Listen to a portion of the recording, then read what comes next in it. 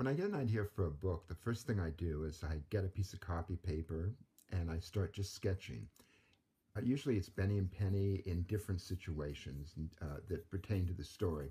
I don't try to do them in any particular order. I just put whatever pops into my head. And sometimes I even get dialogue and I put the dialogue in balloons next to the art.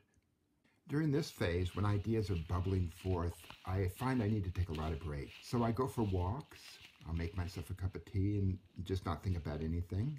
Or I'll take baths. I love baths.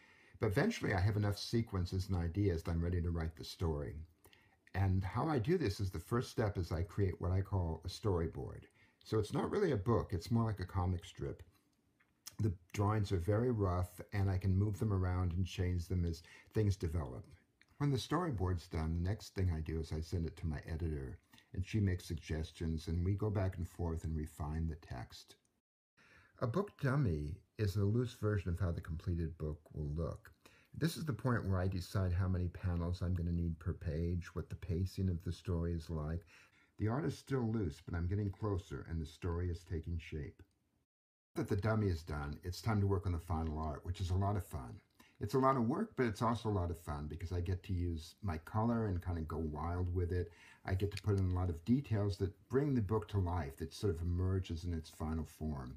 I'm also open at this point to a lot of surprises because I'll put things down I didn't anticipate. As much as I try to avoid it, it seems inevitable I'm always working against a very tight deadline. So I don't have a chance to take as many breaks as I do at the beginning, but that's okay. The way I lighten this up is I drink a lot of coffee, I stretch, and I love to dance. A long process, but a rewarding one, especially when I get to finally hold the bound book in my hands.